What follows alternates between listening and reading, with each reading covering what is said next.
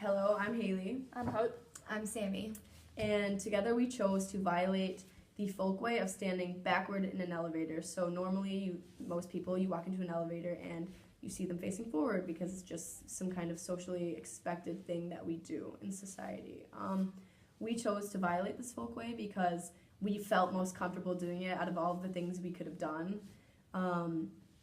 This is a folk way because standing facing forward in an elevator is what is socially expected, but it isn't morally significant. As you see with mores and taboos, breaking those has more like legal ramifications and societal like outcasting kind of judgments. No one really would have any character judgments based on us standing facing backward in an elevator. So we hypothesized that due to our socially deviant behavior, which is defined as an action or behavior that violates social norms, including a formally enacted rules, for example, crimes, as well as informal violations of social norms, that people would not react outwardly in any way. We do not expect a reaction because we're only breaking a folk way and not a more serious offense, or formal act of social deviance, such as breaking a more. Is it a more? No, it's a more. A more, which is morally significant, or a taboo. Taboos are a violation of that results in disgust, for example, pedophilia. And just to go through our methods, we chose to break our folk way in the Frisch elevator because it gets a lot of traffic and it's really busy. We decided to do it around dinner time to hope to get more people. We thought that the more people, the more reactions, so the more evidence. The normative behaviour in an elevator is obviously to face forward, and so to break this folk way involved entering the elevator, going to the corner and facing backwards. So we didn't turn around at all, we faced back the whole time. Each of us broke this folk way about 5 times each. This is the location that we will be breaking the folk way. Frisch Hall elevator. Yeah.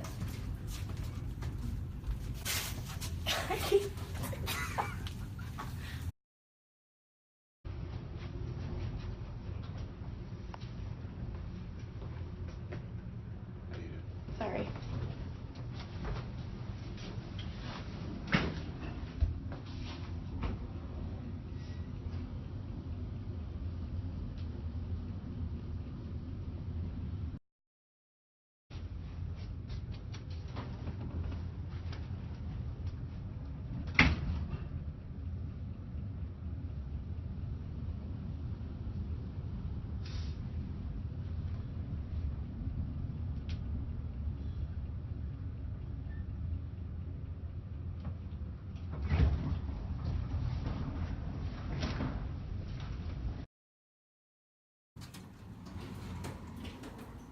Alright, so we're going to Churchill Tower for this part. Unfortunately, I wasn't able to be with the rest of the group for the freshman dorms, so hopefully this will give us a different perspective from Churchill.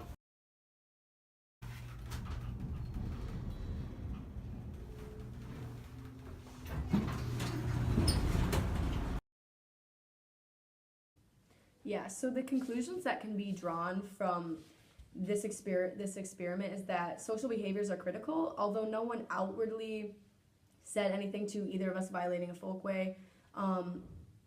Glances were cast between, especially group members, so in groups you saw that more people would like look at each other, their friends skeptically. There was a bit of awkwardness. I just feel like no matter what, breaking a folk way, you do have that kind of awkwardness that everybody senses but no one says. Social expectations and norms are expected to be followed, but since it was a folk way, there was not any outward reaction. Perhaps people thought that we lacked cultural capital in terms of elevator etiquette, so in a sense they maybe had a value judgment based on us standing backwards. Perhaps we didn't know how to act in this specific instance. Okay, so for the Churchill Tower experiment, the results were pretty universal except for groups, which correlate to the other experiment in the dorms. So overall, I was kind of surprised I didn't get any reactions. Actually, I knew one of the teachers, and the only reason I know it was Father Prebeck, who I have right now, actually, is because he was talking and he was in a group. But he didn't say anything to me. There was no like, Tom, are you okay? Anything like that, which I was actually kind of expecting, because Father Prebeck is very outgoing, and the whole bit he just continued on his conversation. That was it.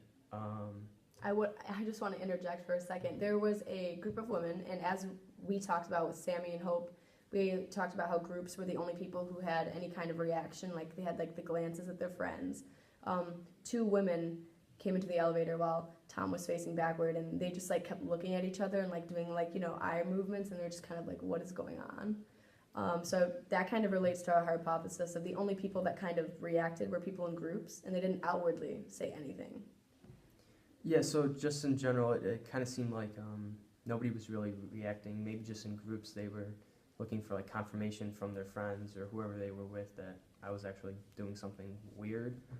But for what I can tell, nobody like was super uncomfortable exiting the scene or doing anything that would blatantly draw attention.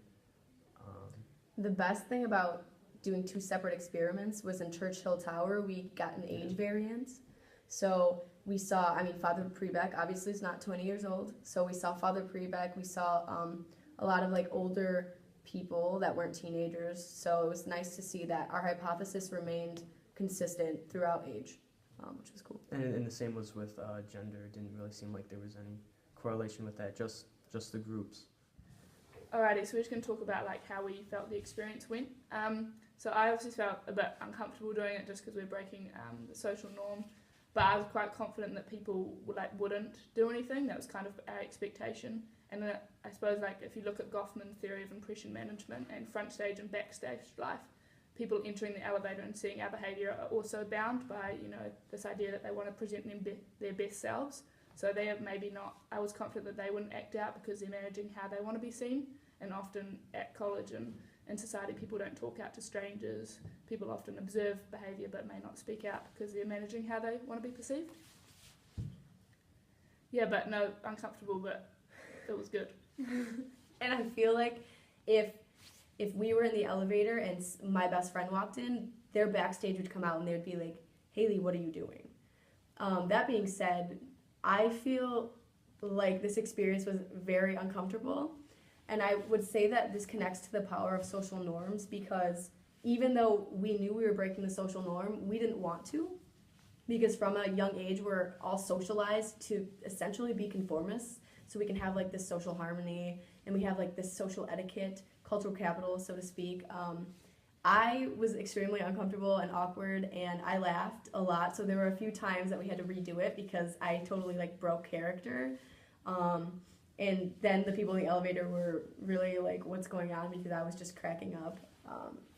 So it was difficult for me, and I'm not surprised that people didn't really say anything. Yeah, there were like glances, but other than that, I wouldn't want to do it again. Personally, like I don't like drawing attention to myself, as I feel like most people don't, because of this social norm and the power of following the social niceties of the world. Well, since we are a part of society, we also follow these social norms. So like Haylie said, it was a little bit awkward to break what we know. It's almost out of character to stand backwards in an elevator. Haylie had trouble keeping a straight face a lot, actually. Like we had to do hers about 8 times instead of 5. But I feel like that anybody would feel uncomfortable standing in an elevator with someone facing directly at them. As we would too, but no one said anything. We weren't surprised by that, just because we probably wouldn't say anything to anyone that we didn't know either. Yeah, and another thing we focused on was how we were dressed. So Sami and Hope are dressed a little nicer, and I wore like sweatpants, just like a whole black outfit, to see if perhaps like me wearing less, appropriate clothes, perhaps for social things, not in an elevator, but we thought that maybe like our change in clothing would perhaps influence perceptions, but they didn't. And our hypothesis was correct. I didn't have a problem at all. I was just staring at a wall for I don't know how long. Yeah. It wasn't bad. I was just looking at a wall, so it was actually kind of enjoyable. I was hoping for a response. You want more tangible data, but it was interesting.